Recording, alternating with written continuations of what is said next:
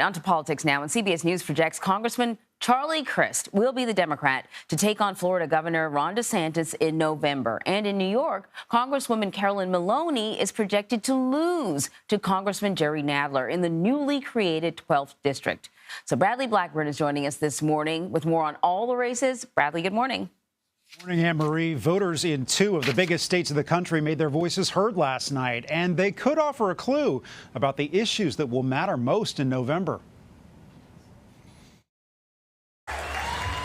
In Florida, Governor Ron DeSantis ran unopposed, but with all eyes on him as a possible challenger to former President Trump to be the Republican presidential nominee in 2024. Put on the full armor of God and take a stand against the left schemes. Stand firm for truth. Former Governor Charlie Crist, once a Republican, will be his Democratic challenger in November. Our fundamental freedoms are literally on the ballot, my friends. A woman's right to choose on the ballot. Democracy on the ballot. Your rights as minorities are on this ballot.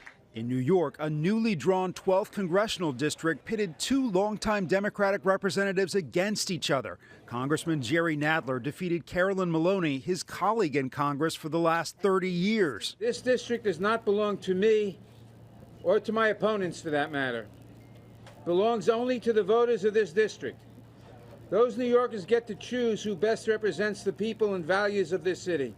And a special election in a New York swing district showed the role abortion may play in November. Republican Mark Molinaro was defeated by Democrat Pat Ryan, who made abortion rights central in his campaign.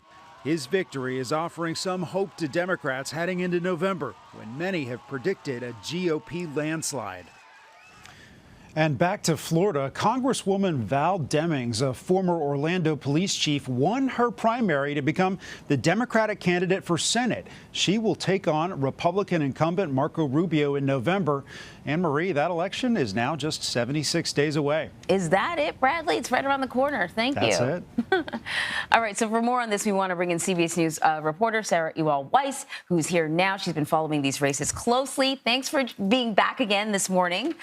So let us continue with Florida. Right, let's talk about Charlie Crist. He's going to be facing off against Governor Ron DeSantis. He's such an interesting candidate because he wasn't originally a Democrat. No, he actually was a Republican governor of that same state, Florida, and then he he left the party in 2010. He has since run as an independent and as a Democrat.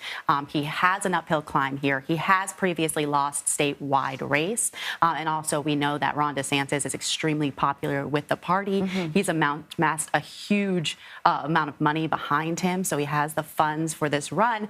And of course, everyone's keeping a close eye on him because it's expected that he's looking ahead to 2024. Really? He could be interested in a presidential bid based on some of the actions he's taken recently. Yes. He's been touring all over the country, specifically going to some of those battleground states to campaign with other Republican candidates. So some flexing of his muscles there outside the state of Florida. Of course, Chris mentioned that last night, saying he has his eyes on the White House. He isn't even focused on the state. So that might be something we see continuing into November as a part of the attack. In a campaign ad or two. Exactly. All right, so let's head on up the coast now to New York, and let's talk about this, this 12th district. Looks like Congresswoman Maloney is going to be out of a job. Jerry Nadler won that position. And so I guess this is actually a pretty big loss because both of them were quite senior, both of them on influential committees. She's on the House Oversight Committee. Yes, that committee. She has been doing a lot of work to investigate President Trump and President Trump's family. With that said, Jerry Nadler, the congressman who won, he won a decisive victory last night. He had more than double the number of votes as it stood when we called the race last night. Right. So with that said, he also has been investigating the president. He worked on the president's impeachment.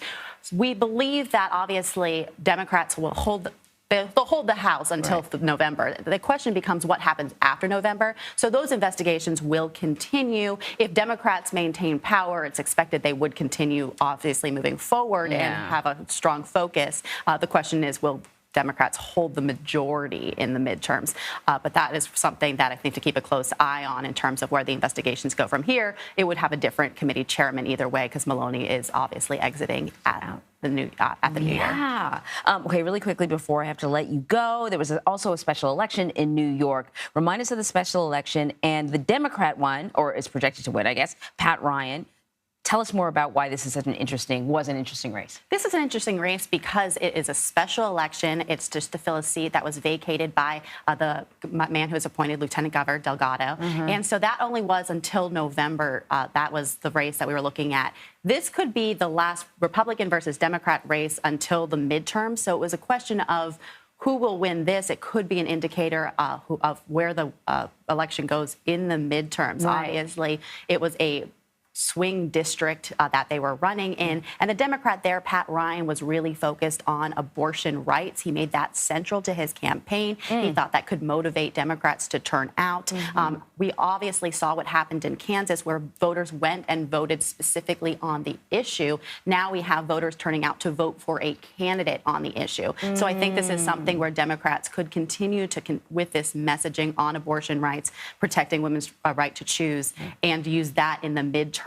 And also, it's an indicator, even in a swing district, there isn't as strong support as for Republicans as maybe previously expected. So this could be an indicator there won't be the red wave in November that some had anticipated. Obviously, Republicans still in a strong position to win back the majority in the House, considering that the Democrats currently hold a majority and it's a midterm with a president in power who's a Democrat. You know, it's so interesting that there's that old line that all politics is local, but increasingly all politics is not local. It's about sort of national, federal issues, and abortion being one of them. Democrats had wondered whether or not the overturning of Roe v. Wade would energize voters to come out. This may be an indication, because I'm pretty sure a lot of people don't come out to special elections very often. Especially in August. Exactly. We got other things to do. Sarah, it's great having you here. Thank you.